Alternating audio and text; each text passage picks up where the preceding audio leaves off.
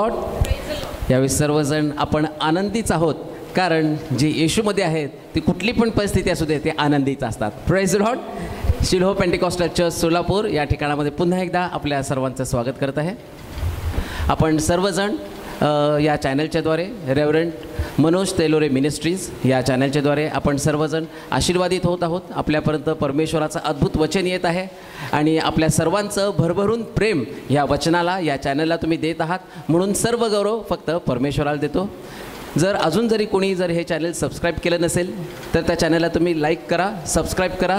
त्याच ठिकाणामध्ये एक बेलचं आयकन आहे, एक बेलचं चिन्ह आहे, ते देखील ते बेलचं चिन्ह तुम्ही प्रेस करा, जेणेकरून ज्या ज्या वेळेस नवनवीन वचनाचे व्हिडिओज तयार होतील ते लगेच तुम्हाला त्या ठिकाणामध्ये बघायला मिळतील, तुमच्यासाठी ते उपलब्ध होतील. त्याचप्रमाणे जर तुमच्या काही प्रार्थना आणि विनंत्या जर असतील तर त्या ठिकाणामध्ये खाली नंबर दिलेला आहे, त्या नंबरवर तुम्ही तुमच्या प्रार्थना आणि विनंत्या तुम्ही त्या ठिकाणामध्ये पाठवू शकता. आणि जर तुमच्या जीवनामध्ये जर काही साक्ष घडले असतील तर त्या साक्षी देखील त्या ठिकाणामध्ये जो खाली नंबर आहे तो व्हॉट्सअप नंबर आहे, त्या व्हॉट्सअप नंबरवर तुम्ही तुमच्या साक्षी देखील त्या ठिकाणामध्ये तुम्ही शेअर करू शकता. आणि ही वेळ आहे परमेश्वराच्या वचनाची. आपण स्वागत करूयात रेव्हरंट मनोज तेलोरे. आपणा सर्वांना वंदन. शालोम.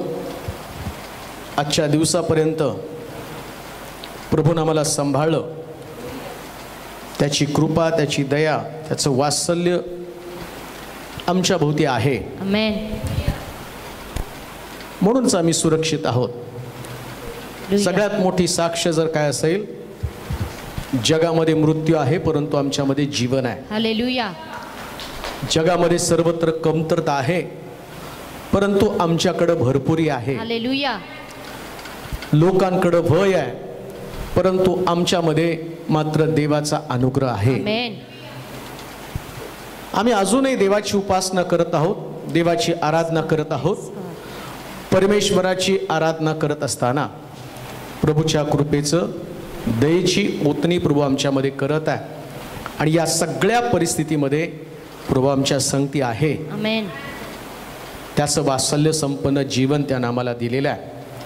आणि या सगळ्या गोष्टीबद्दल प्रभूचे आम्ही आभार मानत आहोत.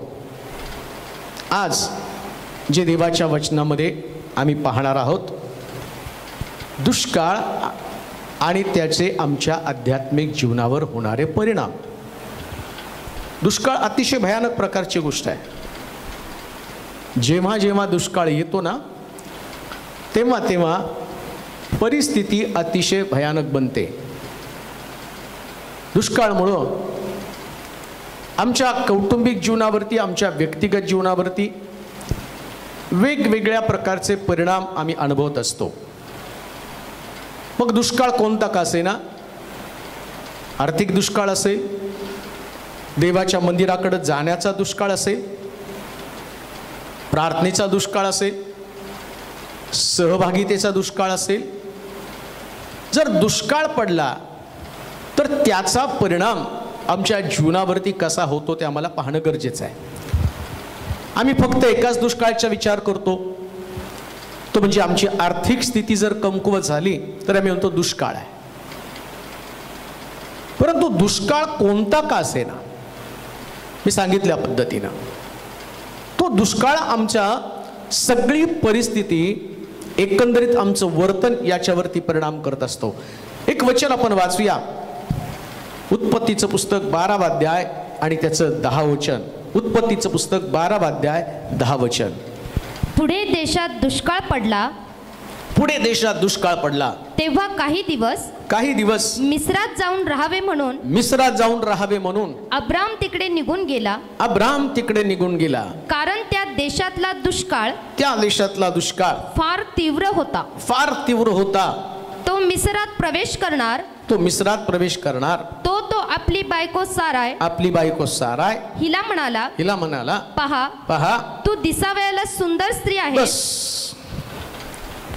अब्राम, ज्याला विश्वासणाऱ्या व्यक्तीचा बाप म्हटलेला आहे, ज्याच्या संबंधानं जगातला पहिला विश्वासणारा, ज्याला देवानं बोलवलं, अब्राम, इसाक, याकोब यांचा देव, जिथं अब्रामाचं नाव प्रथम स्थानी, या अब्रामाच्या बाबतीमध्ये आता दुसरं कोणतंच उदाहरण नको आहे.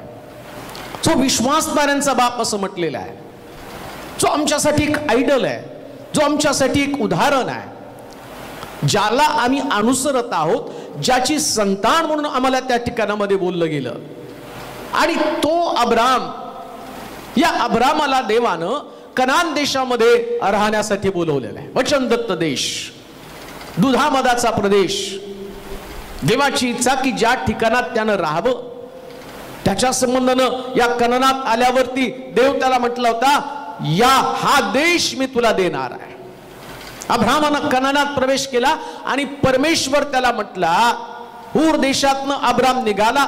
देवानं त्याला आवाज दिला आणि आवाजाच्या दिशेनं तो निघाला आणि आम्ही पाहतो तो कनानामध्ये येऊन पोहोचला. इथपर्यंत खूप सुंदर वाटतं. परंतु तिथं असं लिहिलं की त्या दिवशी देशामध्ये दुष्काळ पडला. कनानात राहताना जर तिथं दुष्काळ पडला, कनान म्हणजे वचनदत्त देश, नीट ऐका.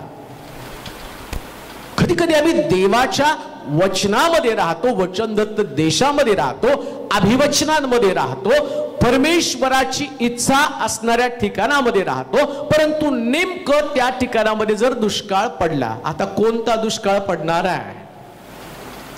अब्रामाला आता आत्मिक जीवनामध्ये त्याचा विचार करणं गरजेचं आहे. आत्मिक जीवनामध्ये मी या ठिकाणामध्ये दुष्काळाच्या परिस्थितीमध्ये मी कशा प्रकारची प्रतिक्रिया नोंदवतो आम्ही पाहणार आहे पुढे. नामीच्या तिथं पण दुष्काळ पडला होता, परंतु बाकीच्या लोकांनी ते गाव सोडलं नाही, ते ठिकाण सोडलं नाही, पण नामीनी मात्र सोडलं. आता अब्रामानं पण काय केलं, वचनदत्त देशामध्ये आल्यावर तिथं काही काळ दुष्काळ पडला असं लिहिलं तिथं. आणि दुष्काळ पडल्याबरोबर यानं काय केलं, मिस्राकडे तो गेलेला आहे. ज्या मिस्रात देवाची इच्छा नव्हती त्याच्या लोकांनी राहावं. आम्ही पाहतो अब्रामाचं पहिलं पाऊल त्या ठिकाणामध्ये पडलं आणि देवानं सांगितलं होतं की तुम्हाला 400 वर्ष गुलामगिरीमध्ये राहावं लागेल, मिस्रामध्ये राहावं लागेल. कारण या ठिकाणची वाट कोणी दाखवली? अब्रामानं दाखवली. ज्या दिवशी तुम्ही दुष्काळाच्या परिस्थितीमध्ये चुकीचा निर्णय घेता, तो तुमच्या पिढीसाठी, तो तुमच्या कुटुंबासाठी, तो तुमच्या घराण्यासाठी घातक ठरणार आहे, तो तुमच्या परिवारासाठी घातक ठरणार आहे. अब्रामानं दुष्काळाच्या परिस्थितीमध्ये वचनदत्त देश सोडला. जिथं प्रभूनं त्याला रोवण्याचं ठरवलेलं होतं ते ठिकाण त्यानं सोडलं. दुष्काळाच्या परिस्थितीमध्ये तुम्हाला तसंच राहावं लागणार आहे. खान देऊ नाही का? दुष्काळाच्या परिस्थितीमध्ये त्याचा एक निर्णय, आणि तिथं आम्ही पाहतो की तो मिस्रामध्ये गेला. मिसर म्हणजे पापमय ठिकाण. ज्यावेळेस दुष्काळ पडतो त्यास मनुष्य पापाच्या नगरीमध्ये प्रवेश करतो. ज्यावेळेस दुष्काळ पडतो त्यास मनुष्य गुलामगिरीकडे जातो. मिसर म्हणजे गुलामगिरी आहे. ज्या दिवशी तुमच्यामध्ये दुष्काळ आहे ना, धार्मिकतेचा, वचनाच्या, देवाच्या सहभागितेचा, आराधनेचा, प्रार्थनेचा दुष्काळ पडतो, तुम्ही आपोआप पाप नगरीकडे प्रवेश करता. कधी दुष्काळ पडू देऊ नका. कोणत्याही परिस्थितीमध्ये प्रार्थनेचा दुष्काळ पडू देऊ नका. प्रार्थनेची संगती, प्रार्थनेचा सहवास तुमच्यामध्ये असला पाहिजे. प्रार्थना ही तुमचं जीवन असलं पाहिजे. कोणत्या कारणामध्ये तुमच्यामध्ये कमतरता असेल तर ती कमतरता तुमच्यासाठी घातक ठरेल. ती कमतरता आणि तुम्हाला चुकीच्या गोष्टी करण्यासाठी परावृत्त करेल, चुकीच्या गोष्टी करण्यासाठी भाग पाडेल. बायबल सांगतं त्या ठिकाणामध्ये दुष्काळ पडला आणि दुष्काळ पडल्यामुळे अब्राम तो कनान सोडून मिस्रामध्ये गेला. देवाचे प्रिय लोक हो, कोणत्याही परिस्थितीमध्ये मिसर हे तुमच्यासाठी चांगलं ठिकाण नाही. ज्या दिवशी तुम्ही मिस्रात प्रवेश कराल तुमच्याकडून एक एक चूक घडणार आहे. काय चूक घडली पहिली वाचा. काय अब्रामानं दुष्काळ पडल्यामुळे काय केलं त्यांनी, वाचा त्या ठिकाणामध्ये. पुढे देशात दुष्काळ पडला तेव्हा काही दिवस मिस्रात जाऊन राहावं म्हणून अब्राम तिकडे निघून गेला. कारण त्या देशातला दुष्काळ फार तीव्र होता. तो मिस्रात प्रवेश करणार, मिस्रामध्ये एंट्री करणार, मिस्रामध्ये पाऊल टाकणार, मिस्रामध्ये प्रवेश करणार, तोच एक मनुष्य यरुशलेम सोडून जात असताना लुटारूच्या हाती सापडला. लुटारू त्याची वाट पाहत होता. तसं अब्राम वचनदत्त देशातनं मिस्राकडे जात असताना त्याची विचारसरणी बदलू लागली. कोणता घातक इशारा, कोणता भयानक इशारा तुमच्यासाठी आहे? देवाच्या घरामधनं थोडं सुद्धा जाण्याचा तुम्ही दुष्काळ पाडाल. देवाच्या संगतीमध्ये वचनदत्त देशामध्ये राहण्याचा दुष्काळ पडला जाईल. वचनामध्ये राहण्याचा दुष्काळ पडला जाईल. आता तुमच्या बाबतीमध्ये काय हे तुम्हाला विचार करावा लागणार आहे. आज खरंच तुम्ही वचनामध्ये आहात का? आणि वचनामध्ये असाल तर तुमच्याकडनं चुकीचे निर्णय घेतले जाणार नाही. आमचा विश्वासाचा उत्पादक प्रभू येशू ख्रिस्त, तसं विश्वासणाऱ्याची संतान म्हणून अब्रामाकडे पाहत असताना अब्रामाच्या बाबतीमध्ये दुष्काळ पडल्याबरोबर त्यानं मिस्रात पाऊल टाकण्याच्या अगोदर काय चूक केली वाचा. तो मिस्रात प्रवेश करणार. तो आपली बायको साराय. तो आपली बायको साराय. हिला म्हणाला पहा तू दिसावयाला सुंदर स्त्री आहेस. हे मला ठाऊक आहे. तुला मिस्री लोक पाहतील तेव्हा ही याची बायको आहे, ती त्याची बायको आहे असे म्हणतील आणि मला मारून टाकून तुला जिवंत ठेवतील. तर मी याची बहीण आहे असेच तू सांग. मिस्राकडे गेला, दुष्काळामुळं ठिकाण बदललं, कनान सोडून मिस्राकडे जाऊ लागला, तर आपोआप तुमच्यामध्ये भय निर्माण होतं. आता तुम्हाला कळेल, तुमच्यामध्ये जर भय आहे याचं कारण एकच आहे, तुमच्यामध्ये विश्वासाचा दुष्काळ आहे. त्या व्यक्तीमध्ये भय आहे. अब्रामामध्ये भय निर्माण झालं. अब्रामाला देवानं वचन दिलं होतं. कोणतं वचन? मी तुला व तुझ्या संततीला आशीर्वादित करणार आहे. मला वाटते 12 वचन सुरुवातीला वाचता का? परमेश्वराने अब्रामास सांगितले, सांगितलं तू आपला देश, आपले नातेवाईक व आपल्या बापाचं घर सोडून मी दाखवीन त्या देशात जा. मी तुझपासून मोठे राष्ट्र निर्माण करीन. आता अब्रामाला 12व्या अध्यायामध्ये पहिल्या वचनामध्ये, त्या 2-4 वचनामध्ये तो म्हणतो, मी तुझ्यापासून मोठं राष्ट्र निर्माण करेल, तुझ्या संतती संबंधानं मी तुला आशीर्वाद देईन, तुझे नाव मोठं करील, तू आशीर्वादित होशील. तुझ्याद्वारे पृथ्वीवरील सर्व कुळे आशीर्वादित होतील. तुझे जे अभिष्ट चिंततील त्यांचे मी अभिष्ट करील. तुझे जे अनिष्ट तुझं जे वाईट चिंतील त्याचे मी अनिष्ट करीन. कितवं वचन आहे हे? वचन कितवं आहे? तिसरं वचन. तिसऱ्या वचनामध्ये असं घडतं आणि आता अब्रामामध्ये भय उत्पन्न झाला. त्याला आपल्या पत्नीची भीती वाटली. मिस्री लोक, हे किती वचन आहे? 12 वचनामध्ये, म्हणजे 3 पासून 12 9 वचनामध्ये मिसर इकडं कनानामध्ये येतो. देव त्याला आणि त्याच्या बापाच्या घरातून निघताना परमेश्वर त्याला सांगतो, जे कोणी तुझं अभिष्ट चिंततील त्याचं अभिष्ट करेल, जे अनिष्ट चिंततील अनिष्ट करेल. परंतु आम्ही पाहतो दुष्काळामुळे 9 वचनामध्येच गडबड झाली. अब्रामाची विचारसरणी बदलली. कारण दुष्काळामुळं त्यानं ते ठिकाण सोडलं आणि ठिकाण सोडल्याचा परिणाम काय झाला? कनान सोडल्याचा परिणाम काय झाला? मिस्राच्या दारात एंट्री केल्याबरोबर आम्ही पाहतो की भय त्याच्यामध्ये निर्माण झाला. ज्या दिवशी तुमचा देवावरचा विश्वास कमी होतो, देवावरच्या विश्वासाचा दुष्काळ तुमच्यामध्ये पडतो ना, त्याच वेळेस तुमच्यामध्ये भय निर्माण होता. पण विश्वासाचा दुष्काळ पडू देऊ नका. आमचा विश्वासाचा उत्पादक पूर्ण करणारा प्रभू येशू ख्रिस्त याच्याकडे सतत पाहत राहा. तुमच्याकडे आर्थिक दुष्काळ आहे आणि तुम्ही म्हणता की याचा दुष्काळ आहे म्हणून मी देवावरती विश्वास ठेवू शकत नाही. तुम्ही देवावर विश्वास ठेवू शकत नाही म्हणून तुमच्याकडे दुष्काळ आहे. जर तुमच्याकडे दुष्काळ असेल, जर तुमचा विश्वास मजबूत असेल ना, तर कान देऊ नाही का? ज्याचा विश्वास मजबूत आहे आणि त्या व्यक्तीला जगातली कोणतीच ताकद त्याच्यामध्ये भीती उत्पन्न करू शकत नाही. का? कारण येशू ख्रिस्ताच्या जन्माच्या वेळेची सुवार्ता काय होती? भेऊ नका, भेऊ नका. मग सिंहाच्या गुहेमध्ये पडताना दानियल का घाबरला नाही? कारण त्याच्याकडे विश्वासाचा सुकाळ होता. प्रियानो, शद्रक, मेशक, अबेदनगो भट्टीमध्ये पडताना त्यांना आणि भीती वाटली नाही. राजा, या भट्टीतनं सोडवायला माझा देव मला समर्थ आहे, कारण त्याच्याकडे तो विश्वास होता.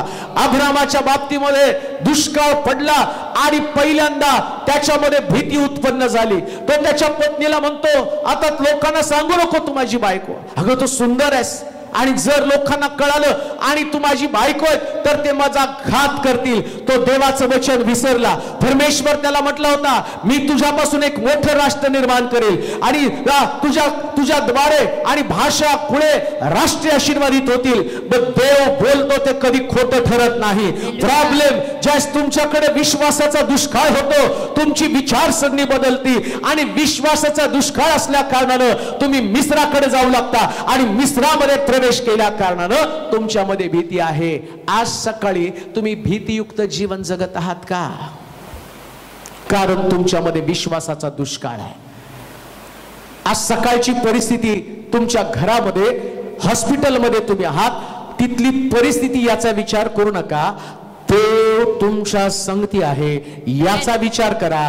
देव तुमची परिस्थिती बदलून टाकेल. हालेलुया. फेरा काहीतरी, मोरीच्या दाना एवढा विश्वास पेरा आणि थोड्या दिवसांनी वाट पहा, मोठं झाड तयार होईल. त्याच्यावरती शास्त्र सांगतं, पक्षी येऊन बसले, मोरीचे दाना आता त्यानं मोठ्या वृक्षामध्ये रूपांतर झालं. तुमचा विश्वास असाच असू द्या, तो दुष्काळ त्याच्यामध्ये असू देऊ नका. आज सकाळी भय तुमच्यातनं काढून टाका. आमेन. चला परत आपण जाऊया वचनदत्त देशामध्ये, परत देवाच्या सानिध्यामध्ये, परत देवाच्या अनुग्रहामध्ये, परत देवाच्या कृपेमध्ये आम्ही वाटचाल करूया. कारण आम्हाला देवानं भित्रेपणाचा नव्हे तर सगळ्यात पॉवरफुल सामर्थ्याचा आत्मा त्यानं आम्हाला दिला.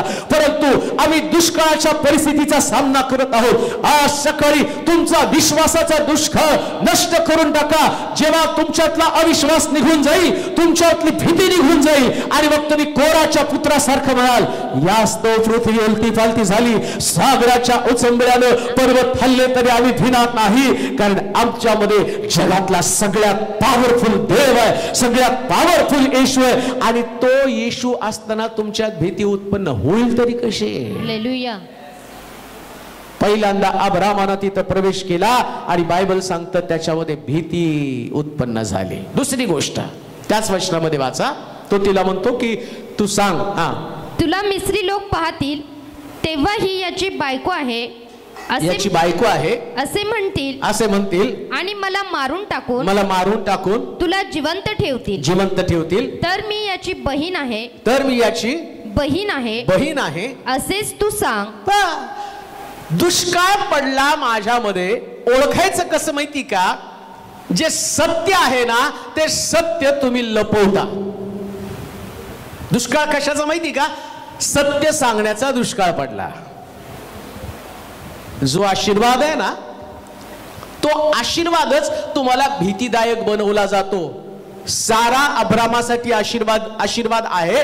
कारण बायबल सांगतं, ज्यास देव अब्रामाशी बोलला ना, मी तुझ्यापासून एक मोठं राष्ट्र निर्माण करणार आहे, त्या सारेला असं वाटलं की आणि मी म्हातारी झालेली आहे, आता मला संतान होणार नाही. मग तिनं दासीला अब्रामाकडे दिला आणि परमेश्वर त्याला काय म्हटलं माहिती का? हगारेपासून नाही, हगारेपासून इश्माईल जन्माला आला, पण देवानं त्याला आशीर्वादित केलं नाही, त्याला लिमिटेड आशीर्वाद दिले. सारेच्या पोटी जन्माला आलेला इसाक, दोन्ही पण संतती कुणाची? अब्रामाचीच. पण सारेच्या पोटी जन्माला आलेला जो इसाक आहे तो म्हटला हाच आशीर्वादित राष्ट्राचा नायक असणार आहे. म्हणजे सारा ही त्याच्यासाठी आशीर्वाद होती. कधी कधी मिस्राकडे जाताना दुष्काळाच्या कारणामुळे मिस्राकडे प्रवेश केल्यावर आशीर्वादाची पण भीती वाटू लागते. नीट ऐका, असत्य बोलणं किंवा लबाडी करणं याचा अर्थ तुम्ही दुष्काळामध्ये आहात. तुमच्यामध्ये भीती आणि भीतीमुळे तुम्ही लबाड बोलू लागलेले आहात, खोट्या गोष्टी करू लागलेले आहात. आणि जो व्यक्ती असत्य बोलतो, असत्य वर्तन, चुकीचे सल्ले देऊ लागतो, तो व्यक्ती दुष्काळामुळे त्याची तशी विचारसरणी बनलेली आहे. छोटीशी जरी लबाडी तुम्ही करत आहात ना, ती तुमच्यासाठी घातक आहे. आणि तुम्ही लबाडी का करता? तुम्ही म्हणता नाही परिस्थिती मला लबाड बनवत आहे. का? म्हणजेच तुमच्यामध्ये दुष्काळ आहे म्हणून तुम्ही लबाड बोलत आहात, असत्य वर्तन करत आहात. सारा अब्रामाची बहीण नाही, ती त्याची बायको आहे. त्यानं सोयीनुसार नातं बदललं. नंतर तो म्हणतो तशी ती नात्यानं माझी बहीणच लागती. मग तू त्या ठिकाणामध्ये लोकांना तसं का सांगे? बहीण लागती तर मग तू लग्न केल्यावर आता ती पूर्वी बहीण होती, आता ती तुझी पत्नी आहे. तुला त्याला सांगायला पाहिजे ही माझी बायको आहे म्हणून. पण तुझ्यात ती लबाडीची भावना निर्माण झाल्या कारणानं एवढा मोठा विश्वासणारा वीर आम्ही पाहतो तो लबाडी करू लागला. नीट ऐका, आज सकाळी लबाड बोलणाऱ्या लोकांना धोक्याचा इशारा. दुष्काळामुळे तुम्ही लबाडी करत आहात. चर्चला जाण्या संबंधानं लबाडी करत आहात. देवाचं वचन वाचण्या संबंधानं लबाडी करत आहात. देवाला प्रामाणिकपणा आवडतो. चुकीचे लोक परमेश्वराला कधीच पसंत पडत नाही. कुठल्याच बाबतीतली लबाडी देवाला पसंत नाही. आणि मग जर तुम्ही लबाडी करत आहात तर याचं कारण तुमच्याकडे दुष्काळ आहे. बरेच लोक आत्मिक जीवनामध्ये दशांशाच्या बाबतीमध्ये सगळ्यात मोठी लबाडी तर दशांशाच्या बाबतीमध्ये सांगितले. काही लोक सबबी सांगतात. काय सांगतात माहिती का? नाही, या महिन्यात माझ्याकडे पगार नाही म्हणून मी दशांश देऊ शकत नाही. या महिन्यात पगार नाही तर तुम्ही खायचं बंद केलं का? पण तुमच्याकडं दुष्काळ असल्या कारणानं तुम्ही ती लबाडी केलेली आहे. सगळ्यात घातक गोष्ट कोणती असेल तर दुष्काळामुळं आम्ही दुष्काळाचे परिणाम पाहतो. दुष्काळ असेल कोणता दुष्काळ? विश्वासाचा दुष्काळ. मी तुम्हाला सुरुवातीला सांगितलं विश्वासाचा दुष्काळ. परिणाम काय त्याच्यावरती? भय आलं. परिणाम काय झाला? लबाडी आली. आता त्याच्यामध्ये आणखीन काय? भय आलं, लबाडी आली. आणि तिसरी गोष्ट आम्ही पाहतो अविश्वास निर्माण झाला. देव त्याच्याशी बोलला होता जे तुझं अभिष्ट चिंततील मी त्यांचं अभिष्ट करेल, जे अनिष्ट चिंततील मी त्यांचं अनिष्ट करेल. आता इथं मी पाहतो त्याला देवाविषयी सुद्धा अविश्वास निर्माण झाला. त्याला फारोवरती विश्वास बसला, त्याला लोकांवरती विश्वास बसला, त्याला सैनिकांवरती विश्वास बसला. पण त्याला याच्यावर विश्वास बसला नाही, माझा देव माझं संरक्षण करण्यासाठी समर्थ आहे. ध्यानात घ्या, जर तुम्ही दुष्काळी भागामध्ये किंवा तुमचं जीवन दुष्काळाचा सामना करत असेल,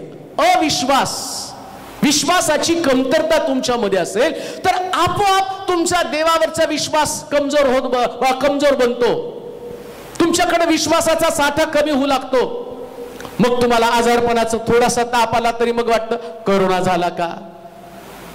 जरा छातीत दुखलं तर हार्ट अटॅक येणार का? मी मरणार का? जरा कुठेतरी काम करता तिथं तुम्हाला एखादं लेटर दिलं लगेच तुम्ही निराश, मला कामावून काढणार का? अरे कामावून काढलं तर देव त्याच्यापेक्षा भारी दिल हा विश्वास तुझ्यामध्ये असला पाहिजे ना.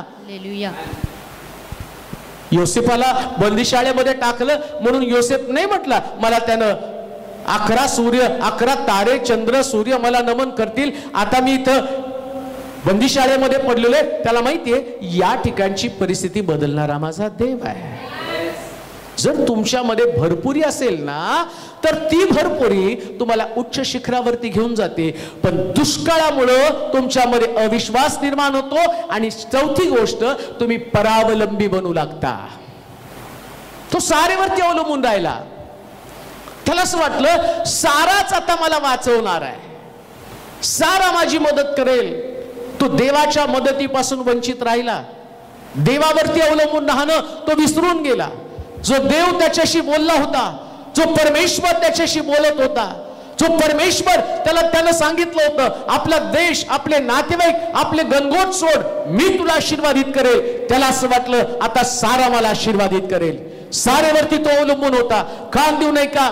आज सकाळी जर कोणा व्यक्तीवरती तुम्ही अवलंबून आहात त्याचं कारण तुम्ही दुष्काळामध्ये आहात. परंतु जो व्यक्ती देवावरती अवलंबून आहे आणि तो व्यक्ती जगातला सगळ्यात ताकदवान व्यक्ती आहे, तो समृद्ध व्यक्ती आहे. तुमची परिस्थिती कोण व्यक्ती बदलणार नाही, तुमची परिस्थिती देव बदलणार आहे. आणि ज्या देव तुमची परिस्थिती बदलेल त्या परिस्थितीचा सामना कोणी करू शकणार नाही.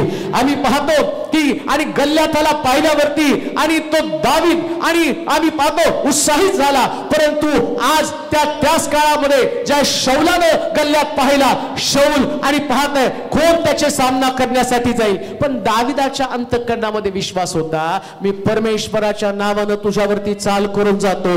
दाविदाकडे विश्वासाचा दुष्काळ नव्हता, शौलाकडे विश्वासाचा दुष्काळ होता. आज सकाळी कोण अशी व्यक्ती आहे जी म्हणती प्रभू मी काही झालं तरी तुला सोडणार नाही, परावलंबी जीवन सोडून द्या, कोण जाणार नाही, मी जाईल, मी लढेल कारण माझ्या संगतीत देव आहे, माझ्या संगतीत देव आहे. असं म्हणू नका यानं मला मदत केली तर बरं होईल. जसं आम्ही पाहतो 38 वर्षाचा दुखणेकरी, मला सोडणारा कोणी नाही, त्याच्याकडे विश्वासाचा दुष्काळ आहे. अहो आता त्याला मदत करणारा येशू त्याच्या समोर आहे आणि तो त्याला विचारतो तुला बरं व्हायचं का? पण याला परावलंबी जीवन जगण्याची 38 वर्षामध्ये एवढी सवय लागली होती ना, येशू येऊन त्याला विचारतो अरे तुला बरं व्हायचं का? तो तेच तुंतुन लावतो आणि तो म्हणतो मला सोडणारा कोणी नाही. अरे सोडण्यासाठी तर येशू ख्रिस्त आलेला आहे. आता तुला परावलंबी जीवनातनं बाहेर पड. तुझा बाप, तुझी आई, तुझा मुलगा, तुझा मित्र, ना तुमचा पालक, ना जगातला कोणता सेवक तुमची मदत करणार आहे. जर मदत करणारा देव तुमच्या समोर आहे तर त्याच्यावर तुम्ही विश्वास ठेवा. आता दुष्काळी परिस्थितीमध्ये बाहेर या.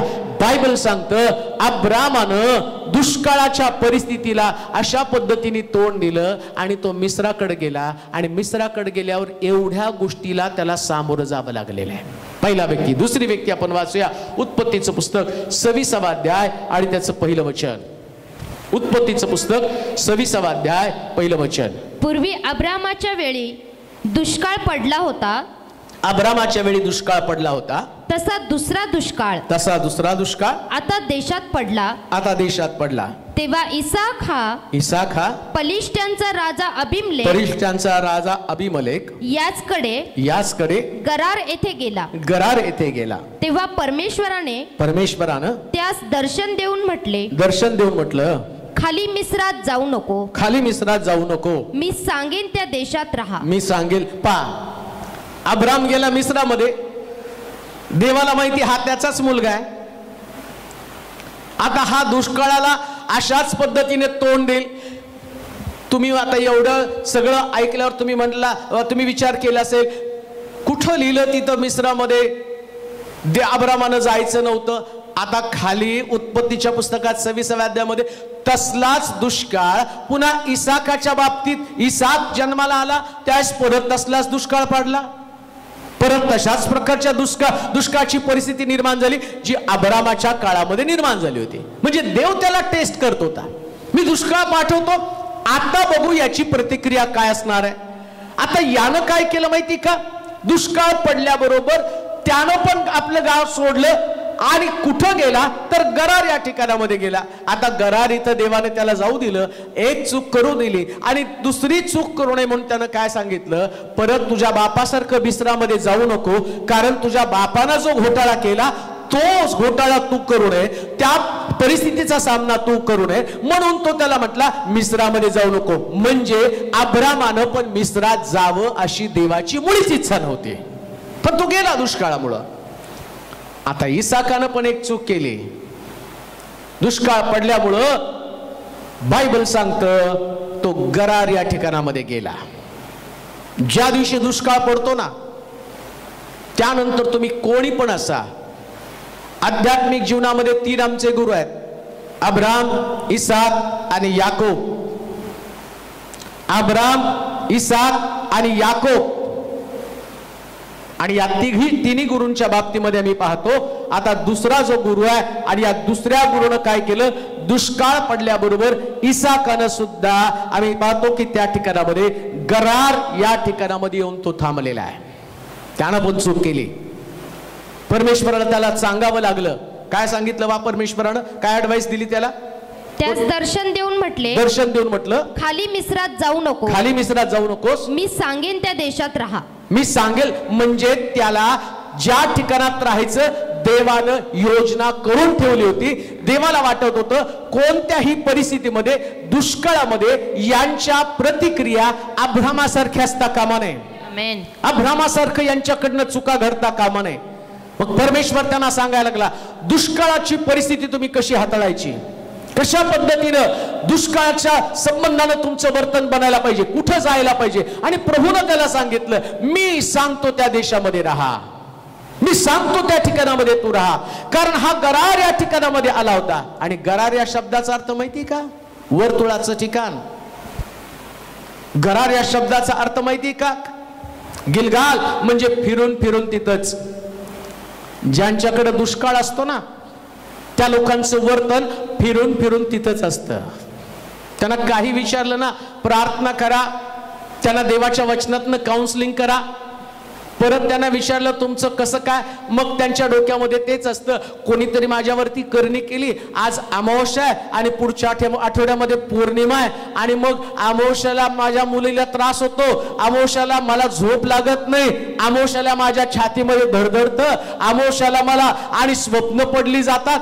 कारण तुम्ही दुष्काळामुळं वर्तुळाच्या ठिकाणामध्ये आला आणि सैतान तुम्हाला तिथंच फिरवत आहे आणि तुम्हाला भीती दाखवतो. दर 15 दिवसानं तुम्हाला ते चंद्र आणि त्याची दिशा आणि त्याचं फिरणं आणि हे तुम्हाला सतावलं जातं. परंतु तुमचं लक्ष त्याच्याकडे जात नाही. दिवसा सूर्याची, रात्री चंद्राची तुला बाधा होणार नाही. या वचनाचा तुमच्याकडे दुष्काळ असल्या कारणानं पुष्कळ वेळा आणि मग आम्ही पाहतो की बरेच लोक, आणि त्यांना असं वाटतं कोणीतरी मला खायला घातलं, कोणीतरी मला पाण्यामध्ये अमकं दिलं, कोणीतरी मला पेयामध्ये दिलेलं आणि त्यानं मला त्रास होत आहे. तुम्ही फिरून फिरून त्याच गोष्टीमध्ये येता. परंतु बायबल सांगतं विश्वासणारे प्राणघातक पदार्थ पिले तरी त्याला बाधणार नाही. मग हा तुमच्यातला विश्वास कुठे आहे? आणि मग तुमच्या दारामध्ये लिंबू पडले तर तुम्ही म्हणता की ते लिंबू मी ओलांडून आलो आणि मग माझ्या मुलाला बाहेर वसा झाला आणि आतला वसा झाला. तुमच्याकडे दुष्काळ आहे. जर तुमच्याकडे आणि दुष्काळ नसेल तर तुम्ही रहावेशासारखं तुम्ही म्हणता. रहावेशा म्हणती तुमचा देव नक्कीच आमच्या शहराला यरीहोला तुमच्या ताब्यात देणार आहे. परंतु मी विनंती करते, माझा बचाव तुम्ही करा, कारण मी तुम्हाला लपवलेला आहे. त्यास तो हेर काय म्हणतो माहिती? हेर काय म्हणतात माहिती का? तुझ्या कुटुंबातल्या प्रत्येक व्यक्तीला घेऊन या घरामध्ये तू राहा. या घराच्या खिडकीला किरमिजी रंगाचा धागा बांध. आणि ज्यावेळेस आम्ही तो धागा बघू ना, तो धागा पाहिल्यावरती सगळी घर उद्ध्वस्त करू, पण तुझं घर आम्ही वाचू. रहावेशमध्ये तो विश्वास होता. आज सकाळी तुम्ही ख्रिस्ती म्हणून जीवन जगत आहात, विश्वासणारे म्हणून जीवन जगत आहात, परंतु तुम्ही गिलगाल मध्ये तुम्ही फिरत आहात का? तुमच्यामध्ये विश्वासाचा दुष्काळ आहे, तुमच्यामध्ये प्रार्थनेचा दुष्काळ आहे, तुमच्यामध्ये देवाच्या वचनाचा दुष्काळ आहे. आणि देवाच्या वचनाचा दुष्काळ असणारे लोक ते दिवसाला घाबरतात, ते समयाला घाबरतात. त्यांना वाटतं रात्री 12 वाजता भूत येतं. देवाने 12 त्याच्यासाठी वाजवलेत का? त्या भूतानं तुमचे 12 वाजवलेत का? तुमच्यामध्ये या गोष्टी आहेत. दुष्काळामुळे तुमचे निर्णय चुकलेत. अजूनही पुष्कळ लोक दुष्काळाच्या परिस्थितीमध्ये लेकराच्या गालावर काळा टिक्का, हातामध्ये काळ काय मणी, पिवळे मणी आणि काळे मणी. कशासाठी? तर ते नजर लागू नये. कुणाची? दुष्काळ आहे तुमच्यामध्ये, देवाच्या वचनाचा भरोसा तुम्हाला नाहीये. देवावरचा तुमचा विश्वास कमजोर असल्या कारणानं तुम्ही वर्तुळात नाही. हे पिढ्यानपिढ्या घडत आलेलं आहे. म्हणजे त्याने केलेल्या चुका, अब्रामानं केलेली चूक आता इसाक करत आहे. आणि आम्ही पाहतो तुम्ही देखील त्याच दुष्काळाच्या परिस्थितीमध्ये तिथंच त्याच गोष्टीमध्ये अडकून पडलेल्या आहात, त्याच रूढी परंपरेमध्ये अडकून पडलेल्या आहात. सगळ्यात मोठी शोकांतिका कोणाची असेल माहिती का? शमशोन. या शमशोनाला देवानं सांगितलं तू अभिषिक्त आहे, तू वेगळं जीवन जगणार आहे. तुझ्या डोक्यावरच्या बटा काढू नकोस. बटा काढल्या तुझं जीवन संपलं. आणि जोपर्यंत शमशोनाच्या बटा शाबूत होता ना, शमशोनामध्ये अभिषेक होता. ज्या दिवशी त्याच्या बटा काढल्या त्या दिवशी त्याचं आम्ही पाहतो की त्याच्यामध्ये फार मोठे चेंजेस होऊ लागले. नीट आहे का? गरार म्हणजे वर्तुळ, आणि वर्तुळाचा परिणाम तुमच्या आत्मिक जीवनावरती कसा होतो ते मी तुम्हाला सांगत आहे. दुष्काळाचे परिणाम तुमच्या स्पिरिच्युअल लाईफ मध्ये काय होतो ते तुम्हाला शिकवत आहे. आणि आज सकाळी तुम्ही कदाचित याच्यानंतर तुम्ही बदलून जाल. याच्यानंतर तुमच्यामध्ये भीती राहणार नाही, तर तुम्ही एक लढवय्य ख्रिस्ती व्यक्ती बनणार आहात. तुम्ही देवाच्या वचनामध्ये राहा, वचनामध्ये टिकून राहा, वचनाचं सामर्थ्य स्वीकारा.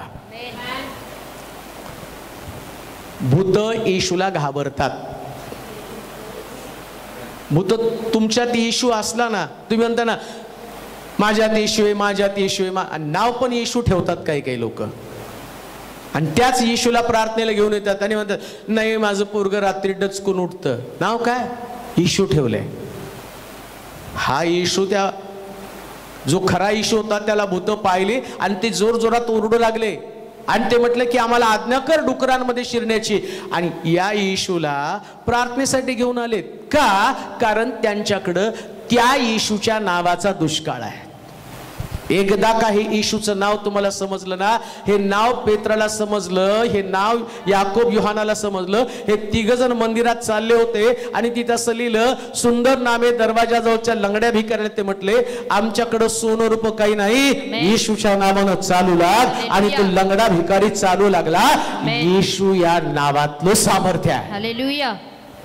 गरार, दुष्काळामुळे तुम्ही गरारात येता. आणि गरारामध्ये आल्यावर काय घडतं? फिरून फिरून तिथंच. जोपर्यंत शमशोनाच्या डोक्यावरच्या बटा शाबूत होत्या, त्याच्यामध्ये तो अभिषेक होता, तोपर्यंत त्याच्या जीवनात फिरून फिरून तो कधी तिथं आला नाही. बटा गेल्या, शमशोनातला अभिषेक गेला, शमशोनातलं सामर्थ्य गेलं. आणि परिणाम काय झाला माहिती का? बलिष्ठांनी त्याचे डोळे फोडले आणि त्याला तुरुंगामध्ये टाकलं आणि त्याला जात्यावरती बसून दळण कांडण करायला लावलं. का? कारण एकदा का शमशोनाचे डोळे फोडले म्हणजे त्याचा विश्वास जर काढून टाकला तर फिरून फिरून त्याला तिथंच येणाऱ्या जात्यावरती तो बसून ठेवतो. बरेच लोक फिरून फिरून तिथंच येतात, तिथंच अडकून पडतात, परिस्थिती त्यांना तिथंच आणून ठेवती. आणि मग तुम्ही 2015 मध्ये बघितलेला मनुष्य 2020 मध्ये तशीच त्याची परिस्थिती आहे. त्याची परिस्थिती बदलली नाही कारण त्याच्याकडे दुष्काळ होता. पण 2020 मध्ये मी तुम्हाला एक गोष्ट सांगत आहे, विश्वास सोडू नका, विश्वास सोडू नका. विश्वासच तुमच्या परिस्थितीला बदलणार आहे. मोहरीच्या दाणे एवढा विश्वास तुझ्यामध्ये असेल आणि डोंगराला उपटून समुद्रामध्ये फोड असं म्हणशील, तुझा विश्वास त्या डोंगराला समुद्रामध्ये टाकून देईल. हा विश्वास तुमच्यामध्ये असू द्या. विश्वासाचा दुष्काळ असू देऊ नका. येशू या नावातला दुष्काळ तुमच्यामध्ये असू देऊ नका. आज सकाळी ज्या येशू विषयी मी तुम्हाला सांगत आहे तो येशू सगळ्याला हलवणारा येशू आहे.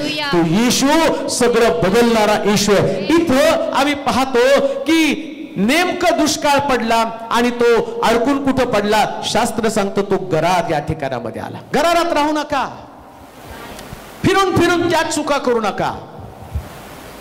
फिरून फिरून आम्ही त्याच चुका करतो. कित्येक लोक एकदा त्याला ती गोष्ट समजावून सांगितली, तो व्यक्ती तीच गोष्ट परत परत करत राहतो. शमशोनाला सांगितलं होतं कोणत्याही परिस्थितीमध्ये तुझ्या बटांचं रहस्य सांगू नको. आणि आम्ही पाहतो की ती दलीला त्याला सारखं तेच विचारत होती. आणि काय घडलं माहिती का? तीच चूक, तीच मांडी, तीच दलीला आणि तिथंच जाऊन निजणं, याचा परिणाम दलीलेनं शेवटी त्याच्या बटांचं रहस्य काढलं आणि त्याच्या बटा उपटून टाकल्या. शमशोनाला कळत नव्हतं का ती काय विचारती, पण त्याला पण आता त्या भोपळे चौकात राहायला एवढं आवडत होतं ना, नेमकं त्याच मांडीवरून निजायचा आणि तोच प्रश्न ती विचारायची आणि मग त्याला बांधायची. आणि शमशोन तुमच्यावरती पलिष्ठी आले अहो एवढा शमशम दूध खुळा कसा झाला होता, पण त्याची अवस्था त्या बेडकासारखी झाली होती. बेडकाला थंड पाण्यात ठेवल्यावर आणि पाणी त्या स्टोव्हवर ठेवलं आणि स्टोव्ह पेटवल्यावर थंड पाण्यात बेडूक राहतो. नंतर पाणी गरम होऊ लागतं, बेडूक आतमध्ये फिरतो, पाणी उकळायला लागतं, बेडूक फिरून फिरून त्याच्यामध्ये मरतो, पण तो बाहेर पडत नाही. का? कारण त्याला टेम्परेचरची सवय झालेली होती. त्याच पद्धतीनं आम्ही सुद्धा एकदा का या पापाच्या टेम्परेचरची आम्हाला सवय लागली ना, जसं शमशोनाला सवय लागली होती, त्याचा परिणाम तो आतमध्ये त्या दलिलीच्या मांडीवरती त्याच्या बटात त्यानं घालवल्या आणि तो उद्ध्वस्त झाला. आज सकाळी उद्ध्वस्त होऊ नका. जी चूक तुमच्यातून घडली परत ती चूक तुमच्या हातातून होता कामा नये. एकदा व्यसन सोडलं परत व्यसनाकडे जाता कामा नये. एकदा व्यभिचार सोडला परत व्यभिचाराकडे जाऊ नका. एकदा शिवीगाळ सोडली परत शिवीगाळाकडे जाऊ नका. एकदा लबाडी सोडली परत लबाडीकडे जाऊ नका. एकदा राग सोडला परत रागाकडे जाऊ नका. एकदा असंयमी वृत्ती काढली आता परत तुमच्याकडे ते कंट्रोल असलंच पाहिजे. एकदा क्षमेचं अंतःकरण आलं परत कठीण अंतःकरणाकडे जाऊ नका. जर फिरून फिरून त्याच गोष्टीकडे तुम्ही जाल परत त्या चुका तुम्ही करू लागाल. दुष्काळामुळे तुमची परिस्थिती अशी झालेली आहे. आज सकाळी तपासून पहा. तारणाच्या दिवसातला व्यक्ती मी तसाच आहे का आज मी बदललेलो आहे? क्षमेचा दुष्काळ माझ्याकडे पडला का? सेल्फ कंट्रोलचा दुष्काळ माझ्याकडे पडला का? मी फिरून फिरून तिथं चालू का? त्याच गोष्टी माझ्यामध्ये परत आल्यात का? त्या दिवशी जो माझा निर्णय होता प्रभूमध्ये चालण्याचा, आज माझ्या निर्णयामध्ये काहीतरी फारकत झालेली आहे, कमी पडलेलो आहे मी. त्या दिवशी प्रभूसाठी करण्याची माझ्या अंतःकरणातली उत्कंठा, आज माझ्या अंतःकरणातली उत्कंठा त्याच्यापेक्षा कमी झाली का? याचं कारण मी फिरून फिरून त्याच गोष्टीकडे आलेलो आहे. ज्या दिवशी मी प्रार्थना करत नव्हतो, पहिले मी प्रार्थना करतो तो ती 5 मिनिटाची होती. नंतर मी माझा प्रार्थनेचा टेम्पो वाढवला, प्रार्थना वाढवली. मी 1 तास 1.5 तास प्रार्थना करत होतो. परंतु आत्ताची माझी परिस्थिती जर मी पाहिली तर मी प्रार्थनेमध्ये कमी पडलो. पहिल्याच्याच प्रार्थनेवरती आलो कारण मी फिरून फिरून तिथंच आलो. याचा अर्थ माझ्याकडे दुष्काळ आहे. याचा अर्थ माझ्याकडे दुष्काळ आहे. पहिले देवाचं वचन ऐकल्यावर माझ्या मनामध्ये पापाची भीती निर्माण होते. नीट ऐका, संपूर्ण लक्ष देवाच्या वचनाकडे लावा.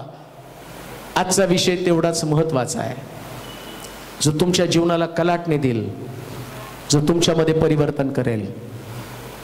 देवाला मी धन्यवाद देतो.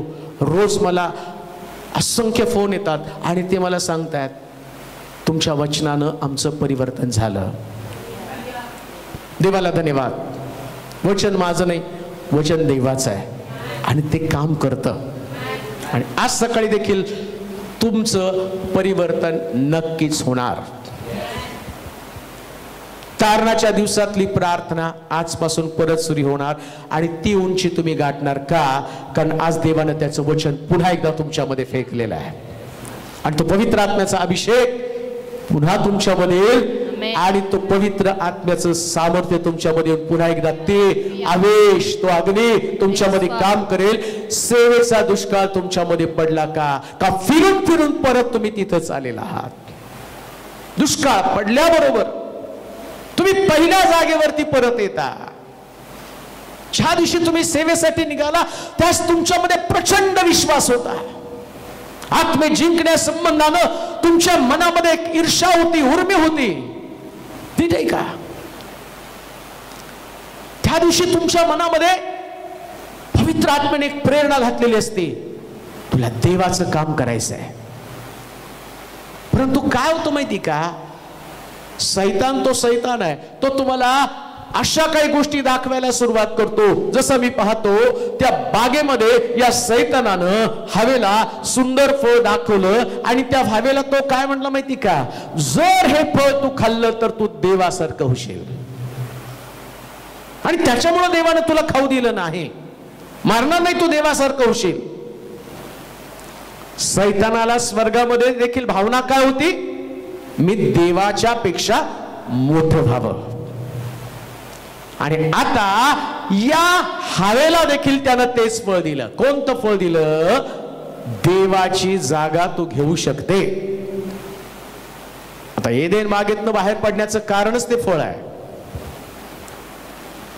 काय मी सांगतो ते लक्षात घ्या. सेवा, सगळ्यात उत्तम सेवा कोणती? देवाची संगती असणं, देवाला भेटणं बरं का. आणि देव कुठं भेटतो माहिती का तुम्हाला? तुम्ही माझ्यामध्ये, माझी वचनं, देवाची भेट झाली. पुलपिटवर देव तुम्हाला कधीच भेटणार नाही. Praise the Lord. इथं देव भेटण्यासाठी मदत करत आहे. आज सकाळी मी पुलपिटवरून बोलतो म्हणून देव भेटत नाही. हे वचन तुमच्यामध्ये शिरतं आणि देवाची तुमची भेट घेतली जाते. आता घडतं काय? सेवा करताना नेमकं काय होतं ते मी तुम्हाला सांगत आहे. कसा दुष्काळ तुमच्या जीवनावरती परिणाम करतो. बऱ्याच वेळा सेवेचं आणि तुम्हाला फार आवड असते. तुमच्या अंतःकरणामध्ये तुमचं तारण झाल्यावर तुम्हाला असं ओझं येतं. काय ओझं येतं? माझं जसं तारण झालं ना तसं प्रत्येक व्यक्तीचं तारण. आणि त्या ओझ्यानं तुम्ही लोकांकडे जाता आणि देवाचं वचन सांगता. आता सैतान तुम्हाला ते काही दिवस करू देतो. दुष्काळाचा परिणाम काय ते तुम्हाला मी सांगत आहे. काय तुमच्या अंतःकरणामध्ये? मला आठवतं माझं तारण झालं त्यास. मला चर्चमध्ये वचन ऐकलं रे ऐकलं. कोणत्या नातेवाईकाला जाऊन सांगू, कसं सांगू असं व्हायचं. आणि मी त्यांना जाऊन सांगायचं, त्यांना एवढं आवडायचं. असं सांगितलं तुमच्या पालकानं, असं सांगितलं. आणि मी सांगायचं असं पास्टर म्हणाले, असं वचन होतं. मग ते ऐकणारे लोक रडायचे आणि मला आनंद वाटायचा. काय? अरे हे वचन इतकं सुंदर आहे की जे लोकांमध्ये परिवर्तन करतं. थोड्या दिवसानं काय होतं माहिती का? लुसिफर तुमच्या डोक्यात काय घालतो माहिती का? एवढी तुम्ही सेवा करता तरी तुमच्या सेवेची किंमत मंडळीत कोणी करत नाही. त्यास तुम्ही म्हणता आता आपण सेवा करायची नाही. अरे मंडळी सेवेचं शेत नाही, जग सेवेचं शेत आहे. तुझं लक्षात कसं येत नाही? बाहेर असणाऱ्या लोकांचं तारण व्हायला पाहिजे, त्या लोकांची सुटका व्हायला पाहिजे. आणि हे जे सेवे संबंधीचा दुष्काळ आणि तुझ्यातनं निघ दुष्काळ पडल्या कारणानं आता तू सेवा बंद केली तर आता नाही जाता मी प्रार्थनेला. कोण किंमतच करत नाही. अरे कोणाची सेवा करतो? बसलाय तो स्वर्गामध्ये. जाऊन सर्व सृष्टीला शुभवर्तमान सांगा. एकही व्यक्ती देवाच्या वचनापासून दूर जाऊ नये. एकाही व्यक्तीने तारण गमवू नये. एकही व्यक्ती नरकामध्ये पडू नये. एक सुद्धा व्यक्ती अशी असू नये की ज्याच्यापर्यंत देवाचं वचन पोहोचलं नाही. पण आज आम्ही पाहतो कित्येक वेळा मिनिस्ट्रीमध्ये सेवेचा दुष्काळ पडलेला आहे. आणि दुष्काळाचा परिणाम काय? लोक बाहेर जात नाहीत. आणि मला असं वाटतं लॉकडाऊन नंतर तर हा फार मोठा प्रश्न निर्माण होणार आहे. का हो? आता सगळ्यांनाच फेसबुक, यूट्यूब याची सवय लागल्यामुळं सगळे लोक इथून पुढे त्यांना असं वाटेल की आता फेसबुकवरूनच वचन गाजवायला पाहिजे. आणि सैतान लोकांना तिकडं जाऊ देणार नाही. पण मी सैतानाचा डाव ओळखला. आज तुम्हाला जाग करतो. लॉकडाऊन उठल्यावर प्रत्येक व्यक्तीपर्यंत पोहोचून त्याला देवाचं वचन सांगा. दुष्काळ दूर करा, दुष्काळ दूर करा. भेटलेल्या प्रत्येक व्यक्तीला शुभवर्तमान सांगा, त्याला जाग करा. दुसरी महामारी येऊ नये याच्यासाठी परत प्रभूला शरण जा, परत देवाकडे वळा. जर लोक देवाकडे वळली नाही अजून एक मोठी महामारी येत आहे असं सांगितलं जात आहे. वर्ल्ड हेल्थ ऑर्गनायझेशन सांगतं याच्यापेक्षा मोठी महामारी येणार आहे. महामारी त्यांच्या सांगण्यावरून येणार नाही, पण लोक जर सेवा करणार नाहीत, दुष्काळ पडेल तर याच्यापेक्षा मोठ्या महामारी येतील. त्याला कोणी अटकाव करू शकणार नाही. आता लस सापडण्यासाठी एवढे मरण आम्ही पाहत आहोत. भारतामध्ये लाखच्या वर लोक मेलेले आहेत, सेवक लोक मेलेत, विश्वासणारे मरत आहेत. देवाचे प्रिय लोक, वाटत नाही का लोकांनी जगावं? जगण्यासाठी दुष्काळातनं बाहेर येणं गरजेचं आहे. सेवेचा दुष्काळ दूर करणं गरजेचं आहे. ज्या दिवशी हा लॉकडाऊन संपेल ना, मंडळीत कमी दिसा, म्हणजे रविवारी चर्चला दिसाच, पण जास्तीत जास्त 6 दिवस तुम्ही लोकांच्या घरामध्ये दिसा. तिथं लोकांचं तारण होण्यासाठी बाहेर पडा. गरार म्हणजे फिरून फिरून तिथंच. आता फिरून फिरून त्याच गोष्टीकडे येऊ नका. कोणत्या गोष्टीकडं? माझं मन दुखलं, माझी किंमत केली नाही, मला बऱ्याच लोकांमध्ये भावना असतात, मला पुढे जाऊ देत नाहीत. अरे पुढे जाण्यासाठी जग आहे, तिथं पळायचंय. इथं काय पळतो 4 टाळक्यांमध्ये, 100-125 लोक त्याच्यामध्येच पळापळी करायची. बाहेर जर पळाला, बाहेर 900 कोटी लोक आहेत, एवढे लोक जिंकायचे, मंडळीमध्ये एवढ्या लोकांना आणायचे. आणि नुसतं तुझ्या गावातच पळू नको, शहरामध्ये पळ, जिल्ह्यामध्ये पळ, राज्यामध्ये पळ, देशामध्ये पळ, मग अमेरिकेमध्ये पळ, मग जपानला पळ. किती ठिकाणी पळायला चान्स आहे, पण इथं मंडळीतच पळत आहेत. मी पुढं, अरे इथं नाही भाऊ, काश दुष्काळ पाडून घेतो तिथं. सोलापूरमध्ये जर म्हटलं तर तिथं दुष्काळीच ठिकाण आहे ते ऑलरेडी. इथंच पीक घ्यायचं, इथं नाही पीक घ्यायचं. सुपीक जमीन बाहेर आहे, तिथं पीक घ्यायचं. चर्च कोठार आहे, हालेलुया. हे कोठार आहे, इथं नाही येणार पीक, बाहेरचं पीक इथं आणायचं आहे. आमेन. इथं पेंढ्या साठवायचे. बायबल सांगतं त्यानं कोठार तयार केलं, तुम्हाला बाहेर जाऊन आणायचंय. आणि लक्षात घ्या, याचं प्रतिफळ ना पाळक देणार, ना लीडर देणार, ना एल्डर देणार. याचं प्रतिफळ स्वर्गातला देव आल्यावर देणार आहे. कारण तुम्ही काम कुणासाठी करत आहात? देवासाठी. आमेन. चला दुष्काळ दूर. आता नाही का रडत फिरून फिरून तिथंच. आता तुम्ही त्या गोष्टीमध्ये अडकून पडला नाही, नीट आहे का? पुढे जाऊया. रूथचं पुस्तक 1 अध्याय आणि त्याचं 1 वचन. दुष्काळ पाहूया, काय दुष्काळ आहे. शास्त्यांच्या आमदानीत देशात दुष्काळ पडला. शास्त्यांच्या आमदानीत देशात दुष्काळ पडला. त्या समयी बेथलेहेम यहुदा येथील एक पुरुष आपली स्त्री व 2 पुत्र घेऊन मोवाब देशात काही दिवस राहावयास गेला. दुष्काळ पडला की निर्णय घेतले जातात.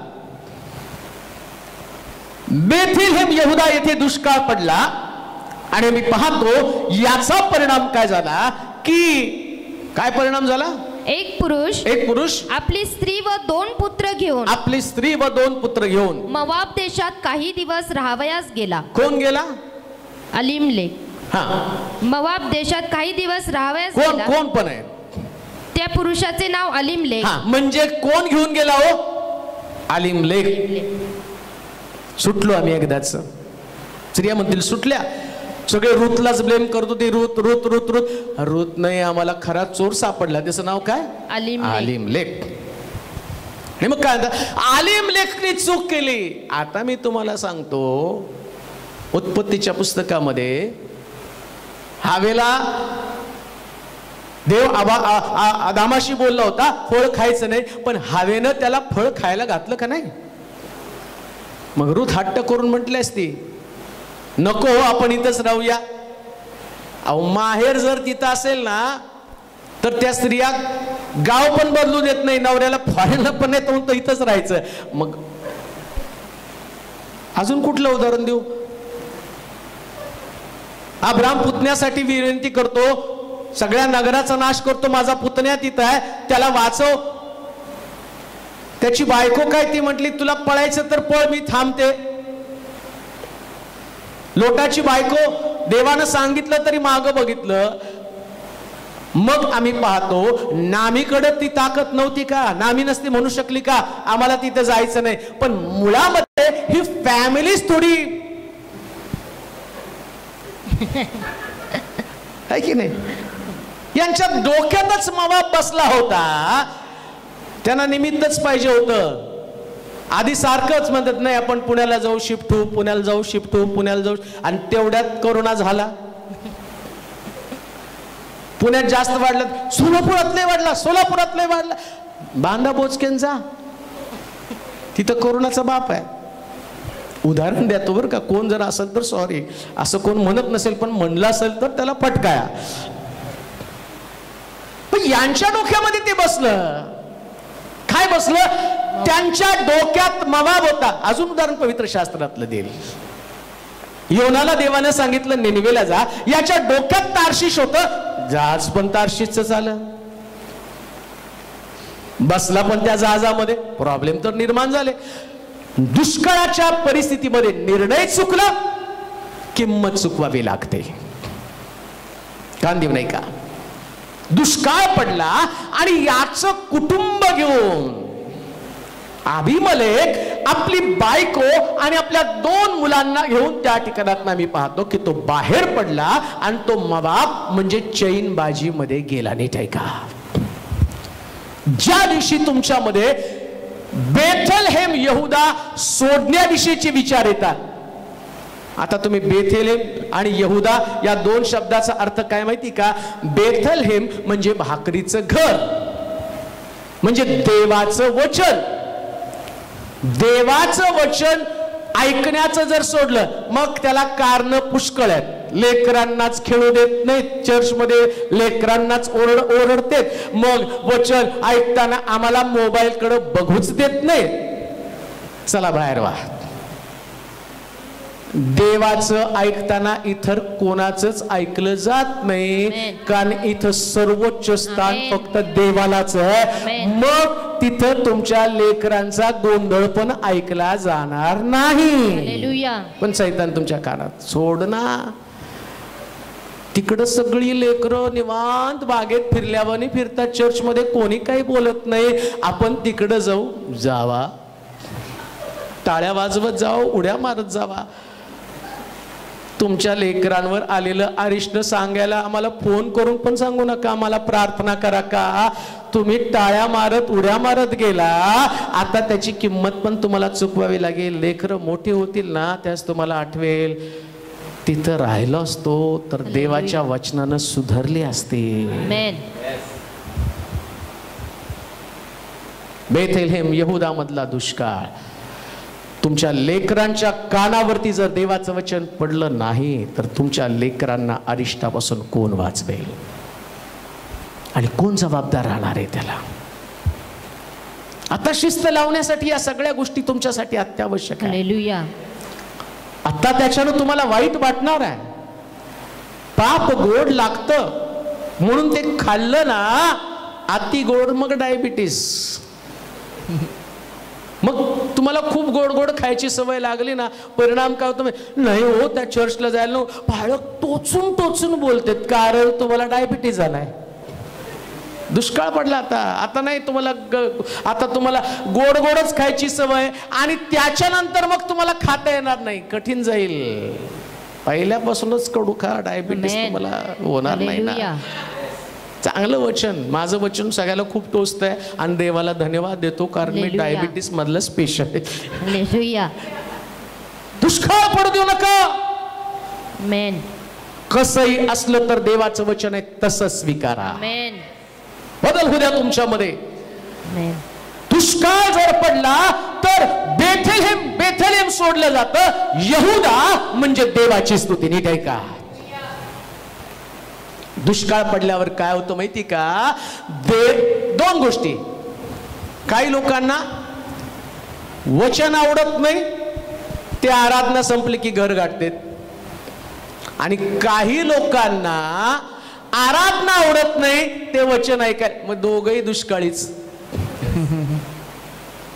नीट आहे का? कधी लॉकडाऊन उठते मी त्याची वाट बघत आहे, कधी चर्च खुले होतात हे दुष्काळी समजणार आहेत आपल्याला. आजचा संदेश त्या दुष्काळ्यांसाठी आहे, जे लोक उपासनेला लेट येतात, वर्शिप झाल्यावर येतात, जे वर्शिप मध्ये पण नसतात, जे कोणी वचनाला उठून जातं, त्या लोकांना प्रभू म्हणतो हे दुष्काळी आहेत. का? कारण त्यांच्यामध्ये ही उपस्थितीची कमतरता आहे. देवाच्या वचनाला जे महत्व दिलं पाहिजे. नीट आहे का? मला पुढे खाली न्यायचे पण मी तर एंड करणार आहे. काय अंत आहे? ज्या दिवशी आता 6 महिने आम्ही देवाच्या मंदिराचा दुष्काळ अनुभवलेला आहे. 6 महिने कल्पनेच्या पलीकडचं. आता जे ते उठतं ते विचारतं कधी चर्च चालू होणार आहे. त्याचं कारण काय माहिती का? देवाला पण त्याच्या मंदिराचं महत्व पटवून द्यायचं होतं. एवढी वर्ष मी चर्च उघडं ठेवलं, पण लोकांनी चर्चला एवढं कॅज्युअल घेतलं ना, आमच्या सोयीप्रमाणे देवाच्या मंदिरात येईल. आम्हाला वाटलं वचन ऐकणार, आम्हाला वाटलं. पुष्कळ लोकांचं मला वाईट वाटतं बऱ्याच चर्चेसमध्ये. इकडे देवाचं वचन चालू आहे, फोनची रिंग वाजती, शमूएल म्हणतो देवा हे लोक राजा मागत आहेत. वाईट वाटतं, देवा तू राज्य करत होता. देव काय म्हटलं माहिती शमूएलला? अरे त्यांनी तुला नाही, त्यांनी मला नाकारला. एक देवाचा सेवक बोलत असतो ना, त्यास देव त्याच्या मुखातनं त्याचा निरोप तुमच्यापर्यंत देत असतो. आज सकाळी देवाचं वचन तुमच्याकडे येत आहे आणि चर्चमध्ये तीच घटना असती. सेवक जीव तोडून बोलताना तो त्याचं प्रोफेशन म्हणून बोलत नसतो, ते देवाचं वचन देव तुमच्यापर्यंत आणत असतो. आणि एवढं सगळं देवाचं बोलणं चालू असताना कोणतरी फडतूस माणूस तुम्हाला फोन करतो आणि तुम्ही ते ऐकत ऐकत 4 लोकांना दाखवत मला फार इम्पॉर्टंट कॉल आला आणि त्या देवानं त्या इम्पॉर्टंट कॉलवर तुला ते कॉल संपल्यावर म्हणलं पाहिजे, मनोज आज तुला मला न्यायचंय. बस झालं. पृथ्वी तलावर भरपूर लोकांचे कॉल अटेंड केले, आता माझा शेवटचा कॉल आहे आणि या कॉल नंतर तुला दुसरा कॉल कधीच येणार नाही. प्रभूनं तसं करू नये म्हणून हा दुष्काळ तुमच्यातनं काढून टाका. चर्चला जाऊ नका, पण हा जो शो आहे ना हा बंद झाला पाहिजे. बऱ्याच चर्चेसमध्ये आज हा संदेश रिक्वेस्ट करतो, जेवढ्यांना शेअर करता येईल तेवढ्यांना करा. कारण मंदिरामध्ये इथून पुढं फक्त देवाचं ऐकणाऱ्या लोकांच्याच उपस्थितीची गरज आहे. हालेलुया. बाकी भारूड भरती नको आहे. इथं देवाचं ऐकत नाहीत. आता फेसबुकवर तर उत आलं एवढं आहे, तुम्ही ऐकवा, तुम्ही या, तुम्ही या, तुम्ही बोला, तुम्ही बोला. मला तर आता कुठून कुठून सांगते, तुम्ही आमच्याकडे बोला ना. आम्ही जिथं बोलतो तिथं आला का कधी? तिथं नाही येणार, पण आता घरी बोला ना. मी नाही बोलत, कुणा सांगते. चर्च आहे, मंदिर आहे, तिथे येऊन ऐका. हालेलुया. देव बोलत असताना कान बंद करू नका, हा दुष्काळ काढून टाका. दुसरी महत्वाची गोष्ट, बेथेलेम आणि यहुदा. एकदा दुष्काळ पडल्याबरोबर 2 ठिकाणातनं लोक बाहेर पडतात. एक बेथेलेम म्हणजे देवाचं वचन आणि दुसरी गोष्ट यहुदा म्हणजे देवाची स्तुती आराधना. ज्या लोकांच्या जीवनामध्ये वचनाची कमी आहे, आराधनेची कमी आहे, ती दुष्काळामुळं. नीट ऐका, दुष्काळामुळे तुम्ही आराधनेमध्ये कमी आहात. तुम्ही आराधना करू शकत नाही, तुम्हाला आराधना आवडत नाही. बरेच लोक म्हणतात ते काय उगाच कितीतरी वेळ गात राहतात. आपण शेवटच्या गाण्याला जाऊ. दुष्काळी, दुष्काळग्रस्त. स्वर्गामध्ये 24 तास आराधना आहे आणि तर तुम्हाला 10 मिनिटाची आराधना आवडती. काही लोक किती गाणे गाता, जरा 2-4 कमी करा. अहो अजून 10 वाढवायचे आम्हाला, तुम्ही 2-4 कमी करा म्हणता. कारण स्वर्गामध्ये जायचं कुठं? स्वर्गात. काय करतात तिथं जाऊन? सिनेमाचे गाणे लग्नात लावले ना, चालू करो चालू करो वन्स मोर. अरे तिथं चालतं. देवाच्या घरामध्ये 2-4 गाणे ऐकले की यांना चक्कर येते. इथं 1 तास, कुठं काही मंडळांमध्ये 1-1 तास उभं करतात. त्या मंडळांसाठी मला सॅल्यूट आहे, कारण स्वर्गामध्ये उभं राहून त्याची उपासना केली जाते.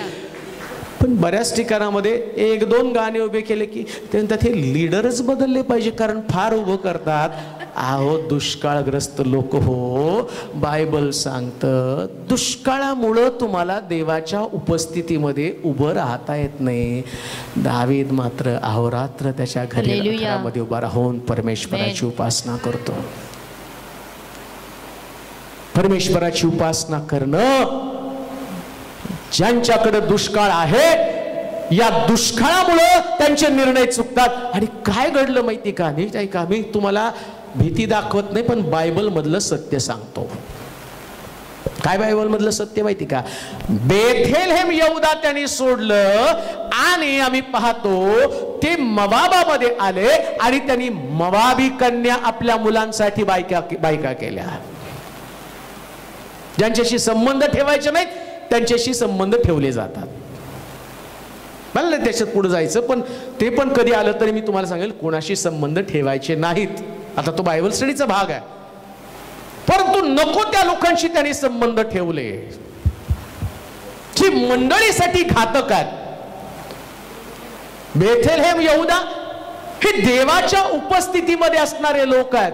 नीट ऐका, उपस्थितीच्या बाहेर असणारे लोक म्हणजे मवाबी लोक. मग तिच्यात परिवर्तन झालं नाही का. नामीच्या 2 सुना आणि त्यातली रूथ काय म्हणती, तुझे लोक ते माझे लोक. अर्पा मात्र माझ्या लोकांकडे मी परत जाते. लक्षात घ्या, जे मंडळीतले लोक आहेत ना तिथंच तुमचे संबंध राहतात. पण दुष्काळ पडल्याबरोबर काय होतं माहिती का, मंडळीच्या बाहेर तुमचे संबंध निर्माण होऊ लागतात. मग वैवाहिक असेल, वैचारिक देवाणघेवाण असेल, बऱ्याच गोष्टी येतात त्याच्यात मी जाणार नाही. दुसरी महत्वाची गोष्ट, ज्यांचे संबंध मवाबी लोकांबरोबर निर्माण झाल्यामुळं आम्ही पाहतो यांचे 2 मुलं मेले. अजून एक गोष्ट तुम्हाला सांगतो, ज्यानं या लोकांना बेथेलेम मधनं बाहेर काढलं, यहुदा मधनं बाहेर काढलं, तो व्यक्ती मेला. सावधान. परमेश्वराच्या उपस्थितीमध्ये जिथं देवानं आता जे देवाची इच्छा काय होती, याने कुठे असावं, बेथेलेम यहूदा. नामी कुठे गेली परत, बेथेलेम यहूदा. कधी कधी आम्ही चुकीचे निर्णय घेऊन बाहेर पडतो. देवाची इच्छा असते आम्ही तिथंच राहावं. ते ठिकाण तुम्ही दुष्काळामुळं सोडलं. नामी म्हणते मी भरलेली गेली आणि आता रिकामी आले, मला नामी म्हणू नका, मला मारा, म्हणजे क्लेशमया म्हणा. दुष्काळामुळं तुम्ही क्लेशाला निमंत्रण देत आहात. ते लोक दुष्काळाच्या परिस्थितीमध्ये सुद्धा त्यांनी बेथेलहेम यहूदा सोडलं नाही. कधी कधी तुमच्या जीवनामध्ये पण हा दुष्काळ येण्याची शक्यता आहे. लोक तुम्हाला प्रेम देणार नाहीत, लोक तुम्हाला समजून घेणार नाहीत, लोक तुमचा अपमान करतील. तुमचं घर असेल, तुमचा परिवार असेल, कुटुंब असेल, चर्च असेल, पण कान देऊ नये का, त्याच्यासाठी देवाचं घर सोडणार हा मूर्खपणा तुमच्या हातून कधी घडून घेऊ नका. मवाबामध्ये तुम्हाला सुना मिळतील, पण त्यातली एक गमवावी लागेल. आणि ज्यांच्यासाठी या सुना तुम्ही करून घेतल्या त्याच गमवले ना तुम्ही. देवाच्या घरातले आशीर्वाद तुम्ही गमवले. तुम्ही जी मुलं मिळवली, दुसऱ्या भाषेमध्ये मी असं म्हणेल, मंडळीत राहून प्रभूनं तुम्हाला जी सेवा दिली, जो आशीर्वाद दिला, जे प्रभूनं तुम्हाला पाचारण केलं, आणि तेच तुम्ही येताना परत तुमच्याकडे नसणार आहे. परत आलं त्यावेळेस मी बायबल सांगतं, परत आल्यावर तिची मुलं बेथेलेम यहूदामध्ये नव्हती. म्हणजे तिची जागा नव्हती. कोणती जागा, तिचा नवरा आता ती विधवा म्हणून आलेली आहे. म्हणजे तिच्या डोक्यावरचं लेबल गेलेलं.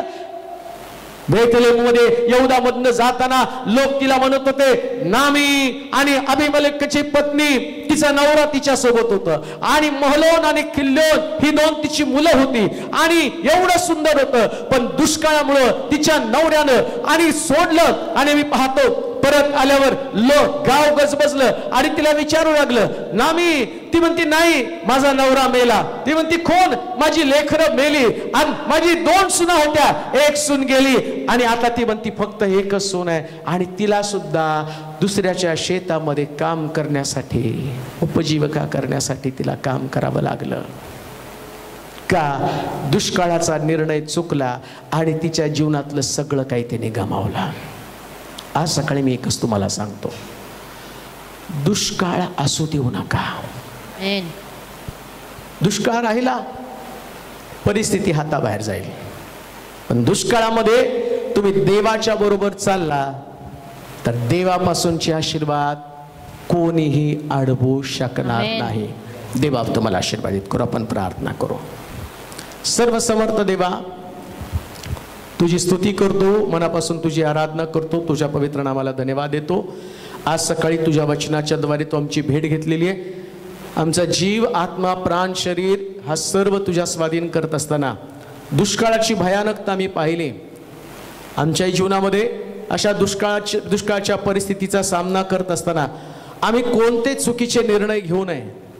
दुष्काळामुळे होणारी हतबलता, जे दुःख, जे पीडा, जो त्रास आम्हाला सहन करावा लागणार आहे, त्याची कल्पना सुद्धा मी करू शकत नाही. पण तुझे आभार मानतो. आजपर्यंत तुम्हाला सुरक्षित ठेवलं, आम्हाला विश्वासामध्ये मजबूत केलं.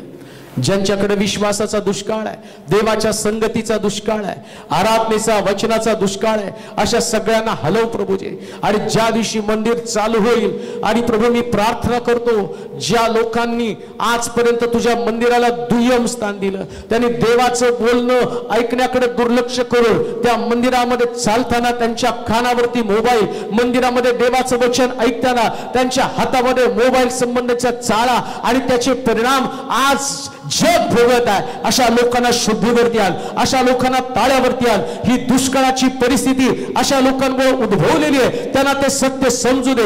इथून पुढे देवाचं ऐकणं आणि देवाची आराधना ते किती महत्वाची ही त्यांच्या लक्षामध्ये येऊ दे. त्यांची विचारसरणी बदलली जाऊ दे. देवाच्या घरामधनं, आणि ज्याप्रमाणे नामीचा नवरा आणि त्या नामीला तिच्या लेकरांना घेऊन गेला, तसं कित्येक लोक एक चुकीचा निर्णय घेऊन आपल्या परिवाराला उद्ध्वस्त करते. अशांची विचारसरणी बदल, आणि त्यांना समजू दे देवाच्या मंदिरात आम्ही फक्त देवाला भेटायला जात आहे, त्याच्याशिवाय आम्ही दुसरं कोणा व्यक्तीकडे पाहत नाही. देवाचं आणि माझं नातं मजबूत राहिलं तरी मी सेवेमध्ये पुढे जाणार आहे. अशा प्रत्येकांच्या विचारणीमध्ये बदल कर देवा. ज्या लोकांच्या समस्या, अडचणी असतील, आज त्यांचा तो दुष्काळ दूर कर आणि प्रत्येकाला आशीर्वादित कर. येशूच्या नावात ही प्रार्थना विनवणी केली म्हणून तो ऐक. आमेन.